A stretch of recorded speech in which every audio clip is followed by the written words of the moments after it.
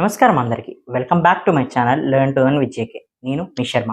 ఈరోజు మన ఛానల్‌కి ప్రముఖ ఆధ్యాత్మికవేత్త, ప్రముఖ వాస్తు పండితులు వైవిఎస్ గిరిరావు గారు మన ఛానల్‌కి విచ్చేశారు. నమస్కారం గురువుగారు. నమస్తే నాయనా.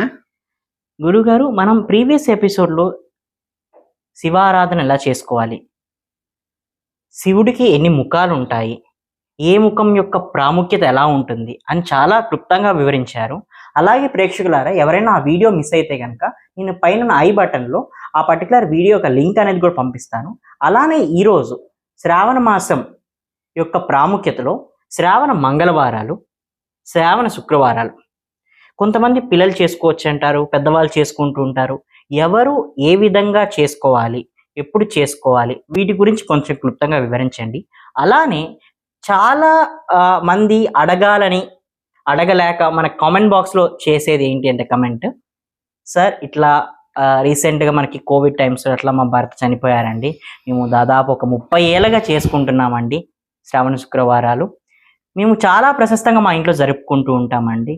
సో ఇప్పుడు మాకు గాజులు ఉండవు, బొట్టు ఉండదు అనేసి మనకు తెలుస్తూ ఉంటుంది భర్త చనిపోయాక. కానీ 30 ఏళ్ళగా ఒక దీక్షలాగా తీసుకొని నిరంతరం అమ్మవారిని పూజించే అమ్మవారి బిడ్డలాంటి వీళ్ళు భర్త చనిపోయాక పూజ చేసుకోవడానికి అనర్హులా, చేసుకోకూడదా, వాటి గురించి కొంచెం క్లుప్తంగా వివరించినట్లయితే చాలా మంది ప్రేక్షకులకు కూడా ఉపయోగపడుతుంది. కొంచెం దీని గురించి కొంచెం క్లుప్తంగా వివరించగలుగుతారు గురువుగారు? చెప్తానండి. తప్పనిసరిగా ఏంటంటే, కొన్ని శాస్త్రీయంగా మీరు అడిగినప్పుడు కొన్ని పాజిటివ్ చెప్పాలి, కొన్ని నెగిటివ్ పాయింట్స్.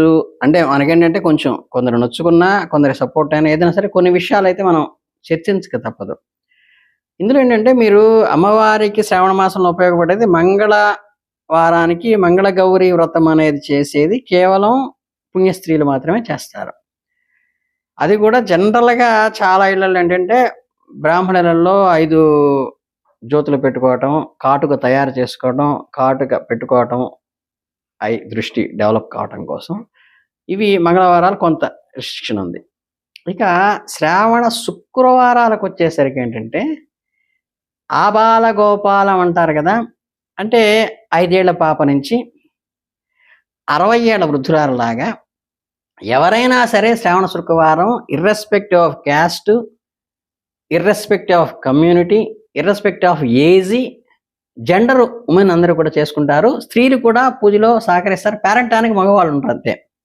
భర్త కూర్చుని చేస్తారు, భర్త చేయించుకోవాలి. రెండోది ఏంటంటే, ఇక్కడ చాలామంది ప్రీస్ట్ అంటే మనకి రెక్టార్ అంటే గ్రామ పురోహితుని పిలుచుకోవాలా, పురోహితుడు లేకుండా చేసుకోవచ్చా అనేది ఇక్కడ ఏంటంటే, మనకి శాస్త్రంలో ఏం చెప్పిందంటే, ఇప్పుడు శ్రావణ శుక్రవారాలంటే అందరూ చేస్తారు ప్రతి ఇంట్లోనూ.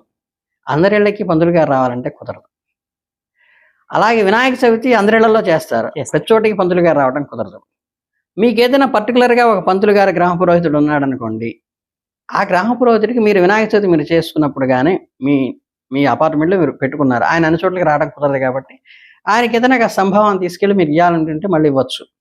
లేకపోతే మీ ఇంట్లో చేసిన పూజలో కూడా 116 దగ్గర నుంచి ఆయన రారు కాబట్టి మీరు ఆ 116లో ఏదో దక్షిణగా లేదా ఉత్తరమో ఇవ్వటం అనేది మీరు చేసుకోవచ్చు. అలాగే శ్రావణ మాసంలో కూడా అసలు ఏ పూజ అయినా సరే మీకు మీరుగా మంత్రం చదివి చేసుకుంటే అత్యంత ప్రశస్తము అన్నారు. అది లేనప్పుడు మీ ఇంట్లో అమ్మమ్మో, బామ్మో, నాయనమ్మో, తాతయ్యో, మామయ్యో, బాబాయో, భర్తో, కుమారుడో ఎవరైతే మంత్రం చదవగలగలుగుతారో, పుస్తకాన్ని చూసి స్పష్టంగా చదవగలుగుతారో వాళ్ళు చదువుతూ ఉంటే పరస్పర సహకారంతో అని చెప్పి చేసుకోవచ్చు. చక్కగా భర్త చదువుతూ భార్య చేసుకుంటే అసలు ప్రశస్తం, చాలా ప్రశస్తం. ఇది పంతులు గారి విషయానికి వచ్చింది. ఇక ఈ శ్రావణ మాసంలో ప్రతి ఆడపిల్ల కానీ కన్నెపిల్ల చేసుకోవచ్చు, గృహిణి చేసుకోవచ్చు. ఇప్పుడు మీరు కొంచెం డెలికేట్గా ఉన్నా కానీ అడిగింది ఏంటంటే, ఇప్పుడు వీళ్ళిద్దరూ చేసుకున్న తర్వాత, అంటే పుణ్యస్త్రీ చేసుకున్న తర్వాత సాయంత్రం పేరెంట్ని పిలిచి అందరికీ వాయనాలు ఇచ్చుకోవటము, తోరాలు కట్టుకోవటం, తోరాలు కట్టించడం ఇవన్నీ ఉంటాయి. కానీ భగవంతుడు నీకు నాకు అనే భేదం ఏం లేదు. నీ భౌతికమైన విషయాలకి ఆధ్యాత్మిక విషయాలకి సంబంధమే లేదు, ఎవరేమనుకున్నా సరే. కనుక మీరు అదే నేను 30 ఏళ్ళ నుంచి చేస్తున్నాను, 40 ఏళ్ళ నుంచి చేస్తున్నాను, ఆయన వెళ్ళిపోయినంత మాత్రం నేను అమ్మవారికి దూరం అయిపోతానా అనుకోక్కర్లేదు. మీ ఇంట్లో ఎవరైనా పుణ్యస్త్రీ ఉండి చేసుకుంటూ ఉంటే ఆ అమ్మవారి విగ్రహం దగ్గర వాళ్ళు చేసుకుంటారు, బానే ఉంది. లేదు మీ ఇంట్లో మీరు ఒక్కళ్ళే ఉన్నారు, యు ఆర్ ది విడోయరు, శుభ్రంగా మీ అమ్మవారి దగ్గర మీరు చేసుకోండి. మీరు చేయటానికి ఏంటంటే సాయంత్రం పేరంటానికి పిలుచుకోవటము, వాళ్ళకి వాయినాలు ఇచ్చుకోవటం, వాళ్ళకి తారణాలు కట్టటము, వాళ్ళకి పసుపు పెట్టడం ఇవి చెయ్యరు. ఓకే. అమ్మవారికి పసుపు పెట్టుకోవచ్చు మనం. ఓకే. అమ్మవారికి అర్చన చేసుకోవచ్చు. అమ్మకి నీకు మధ్యలో ఎవడో రావటానికి? స్వామి వారి దగ్గర ఇంకో విషయం తెలుసో లేదా మీకు? ధర్మేచ, అర్థేచ, కామేచ, మోక్షేచ లేదు. భర్తతో కలిసి చేయవలసిన ధర్మ అర్థ కామాల్లో మాత్రం భార్య ఉండంగా భర్త ఉండంగా అంటే చాలా మంది ఇందులో కూడా చాలా నెగిటివ్ చేసింది ఏంటంటే హైందవంలో భర్త చనిపోతే భార్య పూజలకి పనికిరాదండి, ప్రతిష్టలకి పనికిరాదండి, కళ్యాణాలకి పనికిరాదండి. ఏమీ కాదు. భార్య చనిపోయినా గాని భర్త ప్రతిష్టకి పనికిరాడు, కళ్యాణానికి పనికిరాడు, గృహప్రవేశానికి పనికిరాడు, కన్యాదానం దేనికి పనికిరాడు. ఇది ప్రచారం చేయరు. అంటే ఏంటంటే ఇందులో ఉన్న అందరూ గబుక్కుని ఇది చెబితే నెగిటివ్ ఎవరైతే అనుకుంటారో దాన్ని ప్రొవోక్ చేయడానికి తాపత్రయపడతారు. మీరు చూడండి, ఒంటి బ్రాహ్మణుడు ఎదురొస్తున్నాడు అనగానే ఒంటి బ్రాహ్మణుడు ఎదురొచ్చిన వెళ్ళకూడదు అంటారు. ఎందుకని ఎక్కువ మంది బ్రాహ్మణులు వచ్చేది శుభకార్యానికి వస్తారు, ఒంటి బ్రాహ్మణుడు శవదహనానికి మాత్రమే ఒక్కడే వస్తాడు. అదే శకున శాస్త్రం ఇంకోటి ఉంది. నిప్పుతో ఉన్న పొగతో ఉన్న కట్టె పట్టుకొస్తే వాడు అపశకునంగా భావించదు. ఎవరైనా సిగరెట్ తాగేవాడు ఎదురుగా వచ్చాడు అనుకో, సిగరెట్ తాగుతున్నా అపశకునం పో అంటావా? అనం. వీడు తిడతాడు. ఆవిడ బాధలో ఉంటుంది, తిట్టలేదు.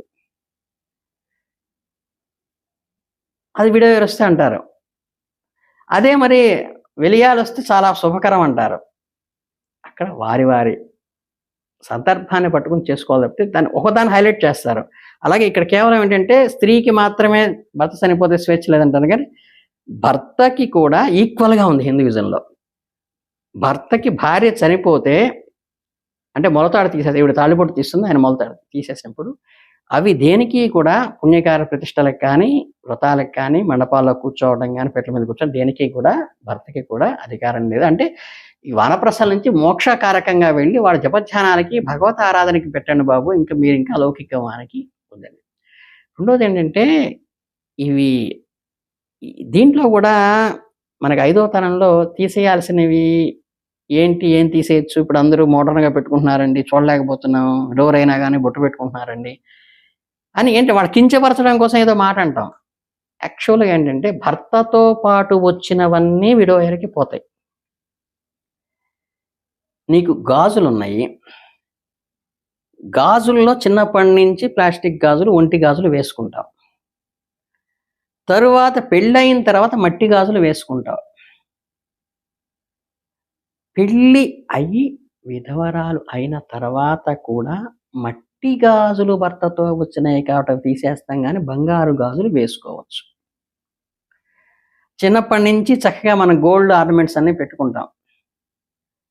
భర్త ద్వారా వచ్చేది కేవలం నల్లపూసలు, తాళిబొట్టు. ఆ నల్లపూసలు, తాళిబొట్టు తీసేయచ్చు కానీ నువ్వు చక్కగా కాసికాయ గుళ్ళు వేసుకోవచ్చు, కాసుల పేరు వేసుకోవచ్చు విడవరైనా. అది ఎక్కడా తీసేయమని చెప్పలా. అలానే మెట్టెలు తీస్తారు కానీ ఈ కాళ్ళకి వేసుకునే మెట్టెలు తీయరు. మెట్టెలు తీస్తారు అంటే భర్తతో పాటు వచ్చినవి. అట్లాగే బొట్టు విషయంలో కూడా చాలా మంది డౌట్ ఏంటంటే మీకు భర్త వచ్చిన తర్వాత భర్త పెట్టే బొట్టు కానీ భర్త ఉన్న సుమంగళి పెట్టుకునే బొట్టు అంటే ఇక్కడ పెడతారు పాపిడి బిళ్ళలో. కనిపిల్లలు ఇక్కడ పాపిడి బిళ్ళ బొట్టు పెట్టుకోరు, విడోయర్ పాపిడి బిళ్ళ బొట్టు పెట్టుకోరు. ఈ బొట్టు చిన్నప్పటి నుంచే ఉంటుంది. ఇక్కడ పెట్టే బొట్టు భర్తతో పాటు సుమంగళిగా మాత్రమే వచ్చింది కాబట్టి భర్తతో వచ్చిన బొట్టు మాత్రమే పోతుంది. చిన్నప్పటి నుంచి ఉన్న బొట్టు కాదు, చిన్నప్పటి నుంచి ఉన్న గాజులు కాదు, చిన్నప్పటి నుంచి ఉన్న ఆర్నమెంట్స్ కాదు. భర్తతో వచ్చిన ఆర్నమెంట్స్ ఏమిటి? నల్లపూసలు భర్తతో వచ్చింది, తాళిబొట్టు భర్త వల్ల మాత్రమే వచ్చింది. అందుకని ఆ రెండు తీస్తారు. అర్థమైందా? అట్లాగే ఎవరికైనా సరే మనం వాయినాలు ఇవ్వటం చేసేటప్పుడైనా సుమంగళిగా ఉన్నప్పుడైనా దంపతులు కలిసి తాంబూలాలు ఇవ్వటం ఇవన్నీ అంటారు కదా, అట్లా. అట్లాగే అంటే నేత చీర అనేది మామూలుగా ఉంది. ఈ తెల్ల చీర ఎక్కడి నుంచి వచ్చిందంటే మనకి కొన్ని కమ్యూనిటీస్ వాళ్ళు మన దేశాన్ని దండయాత్ర చేసినప్పుడు చాలా వీళ్ళని రిస్ట్రిక్ట్ చేసి ఎవరైనా సరే అందంగా కనిపిస్తే పట్టుకెళ్ళిపోయే స్థితిలో ఉన్నప్పుడు ఏంటంటే భర్త ఉంటే సంరక్షకుడిగా పూర్వం ఏంటంటే భర్తన డమ్మీగా ఉండేవాడు కాదు, తన భార్యను రక్షించుకోగలిగిన వీరత్వం కలిగిన ఉన్నాడు. 64 కళ్ళు అందరికి వచ్చేవి. అప్పుడు వీళ్ళు అందంగా కనిపించకుండా ఉండటం కోసం తెల్ల చీర అనేది పెట్టడం. అలాగే వాళ్ళు వీళ్ళని పట్టుకుని వెళ్ళిపోయి, అంటే ఒక రాజుని జయిస్తే ఆ రాణిని వీళ్ళు పట్టుకెళ్ళిపోవటం. ఇలా చేసేటప్పుడు ఏంటంటే, బాబు వాడి భార్యని బట్టి వాడి హింస తట్టుకునే బదులు నేను చనిపోతాను అని వెళ్ళటం. ఇవన్నీ ఏంటంటే మధ్యలో ఏంటంటే ఆ యొక్క ప్రాపంచికానికి అనుగుణంగా సామాజికంగా వాళ్ళు చేసుకున్నవే తప్పితే, మీకు భారతంలో కానీ రామాయణంలో కానీ, ఇప్పుడు రామాయణం తెలుసు మీకు అందరికీ. రాముల వారు అడవుల్లోకి వెళ్ళిపోయిన తర్వాత భరతుడు వస్తూ ఉంటే యుద్ధానికి, లక్ష్మణుడు లేచి యుద్ధానికి వస్తున్నారేమో అంటే, లేదు లేదు నాన్న, ఆడవాళ్ళ పల్లకీలు వస్తున్నాయి, ఆడవాళ్ళు యుద్ధానికి రారు, ఏమిటో చూద్దామంటే చక్కగా వాళ్ళ ముగ్గురు తల్లులు, అప్పటికి ఎవరికి దశరథుడు చనిపోయాడు, వాళ్ళ ముగ్గురు భార్యలు వచ్చారు అక్కడికి. అంటే నిజంగా హైందవంలో కనుక భర్త చనిపోతే సహగమనం చెయ్యాలి అంటే మరి వాళ్ళ ముగ్గురు ఉండకూడదు కదా. అవును. అసలు ప్రధాని ఏంటంటే వక్రీకరించడం అనేది ఒక బాగా అలవాటైపోయింది. అట్లాగే కుంతీదేవి ఉంది కదా, భర్తతో పాటు చనిపోలేదు కదా. ఇవన్నీ ఏంటంటే లేనిపోనివి సృష్టించి ఒక బురద జల్లటం కోసం ప్రత్యేకంగా కొంతమంది వ్యక్తులు చేస్తున్నటువంటి ఇవి. అందుకని ఏంటంటే ఏదో ఆ కళ్యాణ పొంగరము, ఆ మట్టెలో, ఆ నల్లపూసలో, లేకపోతే ఆ తాడి బొట్టు, ఆ నుదుటిని బొట్టు, ఈ 5 మాత్రమే వెళతాయి తప్పితే ఆవిడ్ని ఒక ఇదిగా చూసి అవమానించడం. ఇప్పుడు ఈవెందో ఆవిడ ఒంటరిగా ఉండి పూజ చేసుకున్నా సరే ఇంట్లో, ఎందుకు చేస్తున్నాక ఎక్కడ అక్కర్లేదమ్మా, అమ్మవారికి మీకు మీ అమ్మ ఒళ్ళో మీరున్నారు అంతే. ఇవన్నీ మీరు పట్టించుకోబాకండి. కేవలం ఆయనతో వచ్చినవి మాత్రమే, అవి మాత్రమే వెళతాయి. మిగతా ఏమీ కూడా మీకేం ఇబ్బంది లేదు, శుభ్రంగా చేసుకోవచ్చు. చక్కగా ఇవేంటంటే కొంచెం తప్పదైనా సరే కొన్ని విషయాలు పబ్లిక్గా చెప్పకపోతే, మనలాంటి వాళ్ళు కూడా చెప్పకపోతే చివరికి అది మూఢ విశ్వాసంలాగా వెళ్ళిపోయి నెగిటివ్నెస్ని హిందూయిజం మీద బురజల్లటానికి అందరూ ప్రిపేర్డ్గా ఉన్నారు. కాబట్టి ఫ్యాక్ట్ తెలుసుకోవడం అందరికీ అవసరమే. అందే గంగా భాగీరథి సమానురాలని రాసేవాడు పూర్వం. అటువంటి వాళ్ళకి ఉత్తరం రాస్తే అటువంటి వాళ్ళని అలా గౌరవించుకోవాలి. అలాగే గృహప్రవేశం చేసుకున్నా, అన్నప్రాసన చేసుకున్నా, అక్షాభ్యాసం చేసుకున్నా, మన పీటల మీద కూర్చునేటప్పుడు అమ్మ విడోరైనా సరే, ఈవెందో కళ్యాణం చేసుకునేటప్పుడు కూడా అమ్మకి చీర పెట్టి అమ్మ ఆశీస్సు, నేను కూడా మా అమ్మకి అలా నమస్కారం పెట్టుకునే పీటల మీద కూర్చున్నాను. అమ్మే, అమ్మకి అమ్మవారు అమ్మే. చాలా చక్కగా వివరించారండి. చాలా మంది సందేహాలు, వాళ్ళ అపోహలు ఖచ్చితంగా నిర్మూలించేటట్టు మీరు చెప్పారు. చాలా చక్కగా వివరించారు గురుగారు. చూసారు కదా వ్యూయర్స్, ఈ వీడియో కనుక మీకు నచ్చినట్లయితే మీ ఫ్రెండ్స్ అండ్ ఫ్యామిలీకి కూడా షేర్ చేయండి. అలానే లైక్ అండ్ సబ్స్క్రైబ్ చేయడం వల్ల మాకు కూడా మీరు మమ్మల్ని ప్రోత్సహించడం వల్ల మరికొన్ని ఇన్ఫర్మేటివ్ వీడియోస్తో మేము ముందుకు వస్తాం. Thank you.